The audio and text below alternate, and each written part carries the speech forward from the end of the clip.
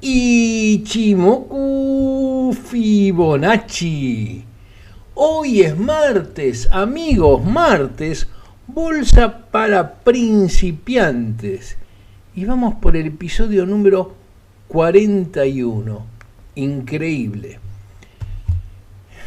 Hoy, a manera de celebrar los 40, de darle un poco un broche a estos 40 episodios, en vez de explicarles cómo se dibuja un retroceso de Fibonacci, hablar de la generación de triángulos alcistas o hablar de los toros que suben por el ascensor y mientras los osos se pintan las uñas, vamos a hablar de algunas cuestiones que son un poquito más, más vistas a vuelo de pájaro y que tienen que ver con la experiencia, con los años que uno hace que está acá en esto y con que muchos de ustedes, en el afán de iniciarse rápidamente y de empezar a generar rentabilidad rápidamente, no prestan atención, no prestan debida atención a los consejos, a las experiencias, a los tips,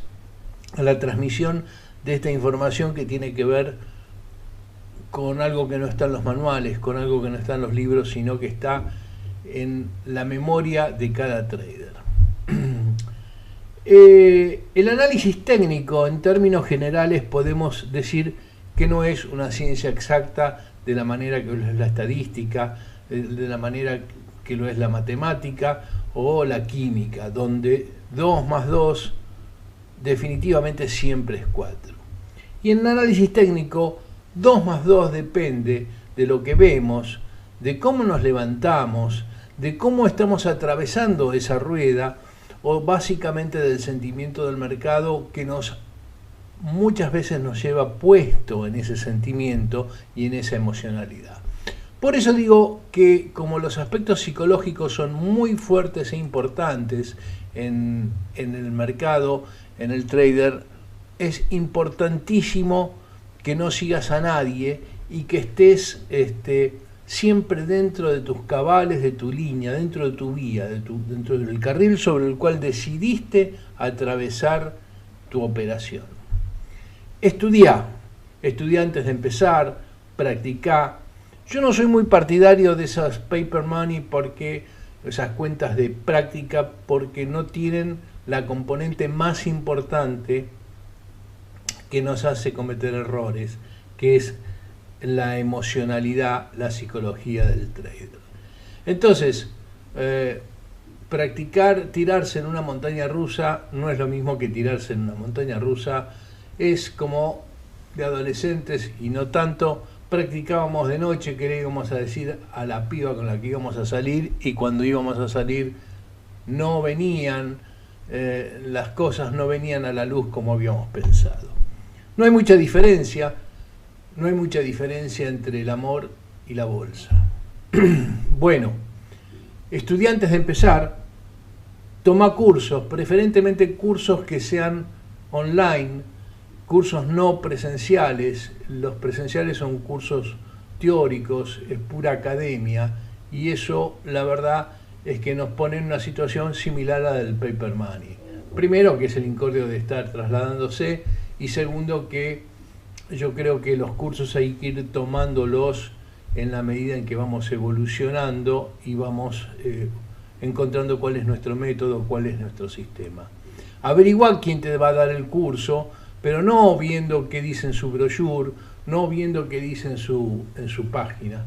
Fíjate hablando con quienes ya han hecho curso. Es como cuando vas a hacer una compra, fíjate las reviews, no lo que dice el fabricante. El fabricante en el folleto te pone cualquier cosa porque el de la imprenta le hace caso y pone lo que el fabricante diga.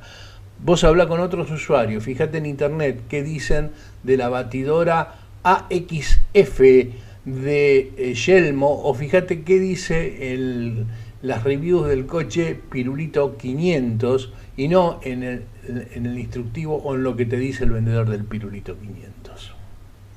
No sueñes que Pirulito 500 va a ir a 150 km por hora, ni sueñes que vas a duplicar tu capital el primer año.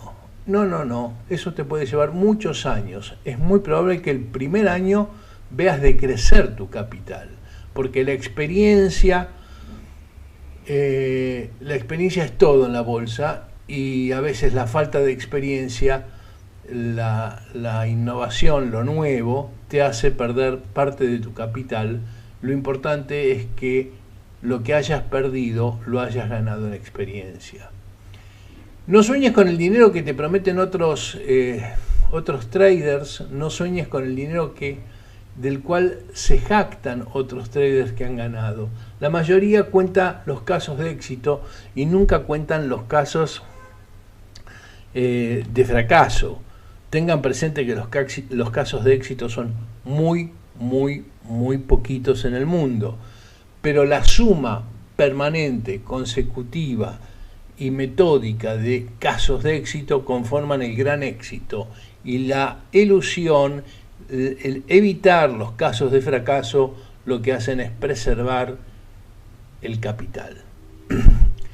Invierte pequeño. No sé si invertí pequeño o invierte, me tendría que definir si lo hago en castellano argentino o en español. Vamos a ver qué sale, porque acá viene en español, acá viene en castellano. Invertí pequeño, empezá de a poco. Tenés 1000, empezá con 200. Tenés 10.000, empezá con 2000. Y vas a ir aproximándote a las grandes cifras en la medida que vayas tomando grandes experiencias. Cuando vos invertís pequeño, te movés con agilidad, salís antes, contás rápidamente el dinero, podés entrar en cualquier papel, porque para posiciones pequeñas todos los papeles son líquidos. ¡Qué momento! Trazá más líneas horizontales que oblicuas. Usá más cajas que triángulos, pensá más en máximos y mínimos que en otra cosa, y no dudes al vender. Sobre exactamente estos últimos 4 puntos vamos a abrir un poquito el juego, porque creo que es donde viene la parte más importante. Lo del principio era una simple introducción. Vamos a ver qué quiere decir cuando yo les menciono que piensen más en líneas horizontales que en líneas verticales. La línea horizontal es una... No hay duda, ustedes saben que muchas veces uso el rectángulo como línea horizontal, porque sale horizontal siempre sí o sí, y lo que hago es, que no es un rectángulo sin altura. Podría hacerlo con la línea oblicua apretando Shift en el caso de esta plataforma, y también saldría perfecto, pero de la otra manera uso una sola tecla, que es el clic del ratón, del mouse. Muchas veces me han escuchado que yo no soy muy afecto, aunque los dibujo, los canales, porque los canales van permanentemente modificándose. Un canal tiene que ver con la línea de velocidad, tiene que ver con cómo se acelera y va cambiando la velocidad o no del incremento de un precio en función del tiempo.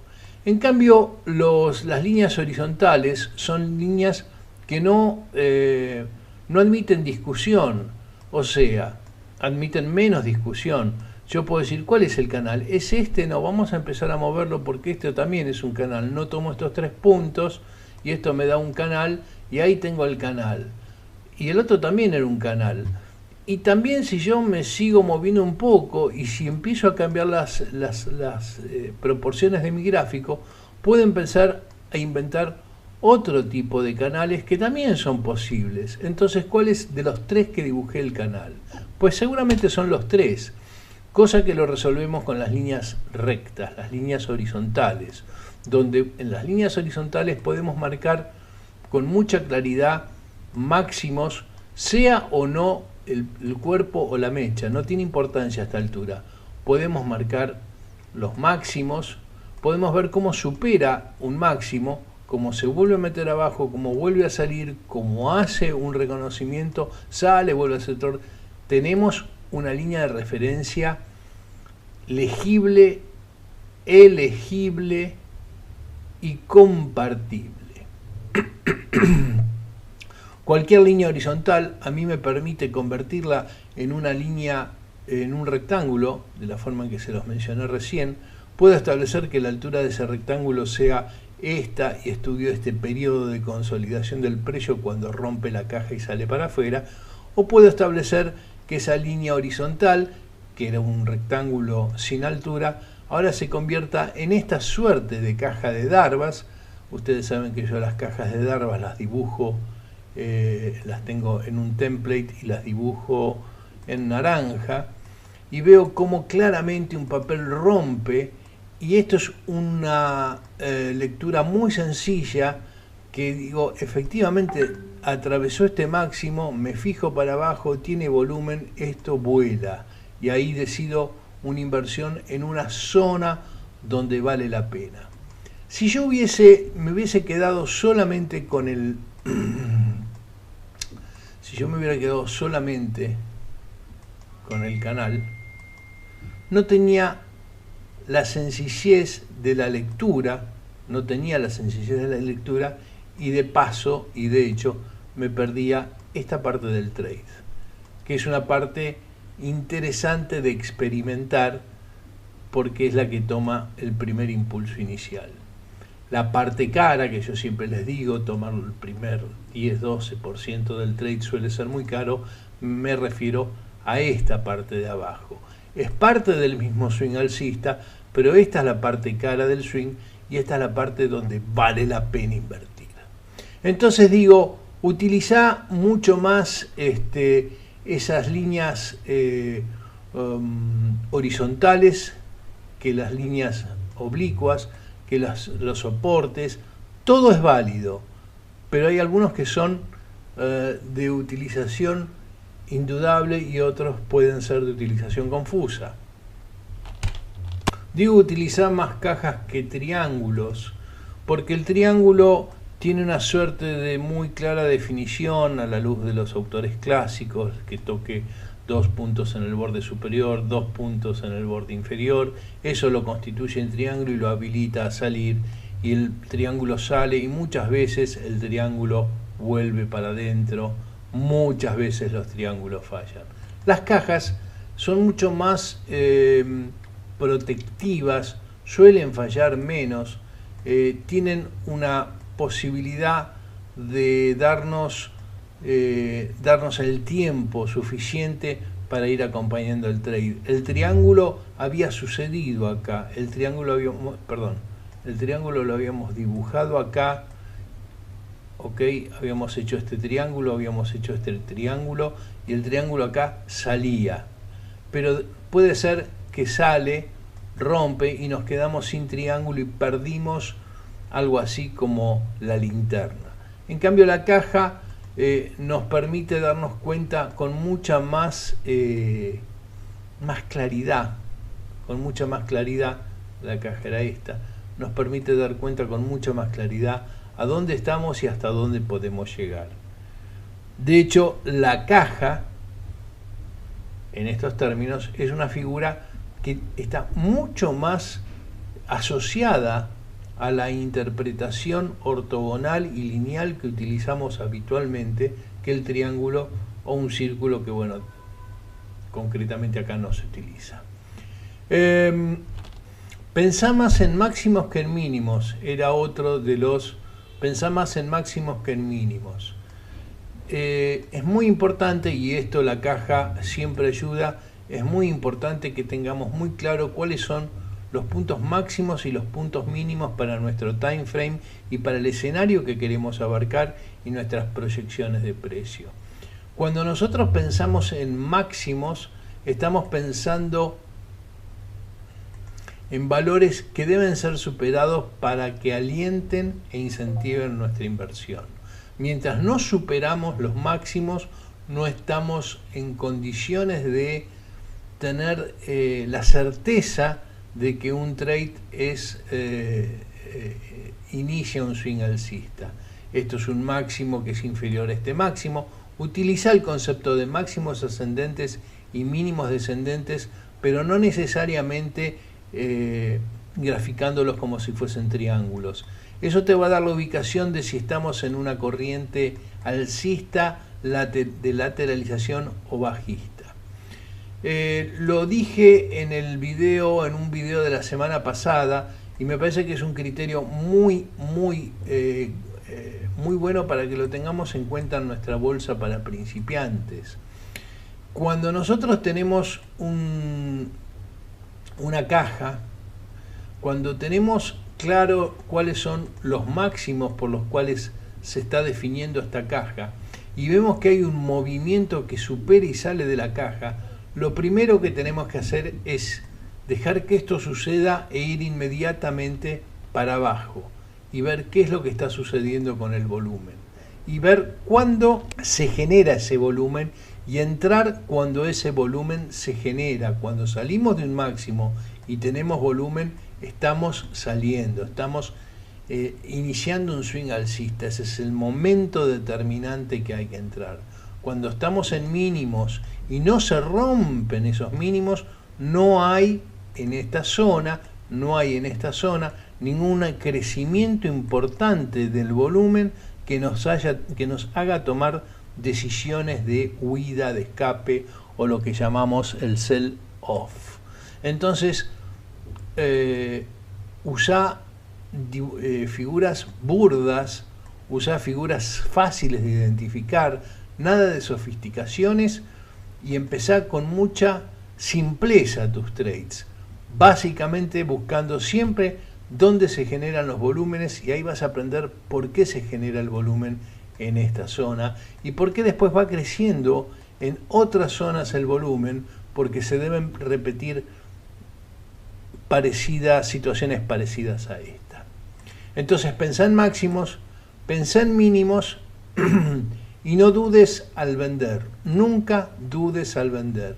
Si llegaste a este punto y para vos es una satisfacción haber roto este máximo y llegar a este punto, toda esta parte de acá no la estás conociendo, no sabés que existe. Todo esto es lo que vendrá. Por ahora vos estás hasta acá, y si hasta acá estás satisfecho, pues vendé acá y retírate con ese dinero a casa.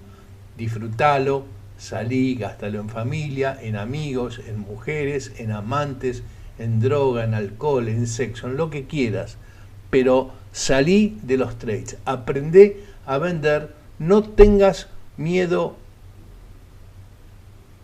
en vender. Vender es la realización, es algo así como la materialización del logro. Vender es poner la guita en el bolso. Vender es agarrar el dinero y decir, esto me lo gané con una burda caja de máximos y mínimos que, mirando el volumen, me permitió darme cuenta cómo funciona la bolsa. Simple, sencillo, humilde, sin andar haciendo alardes de que la tengo clara. Disfrutá el trading vendiendo, realizando, ejecutando las órdenes de venta, y disfrutar de la vida. Gracias.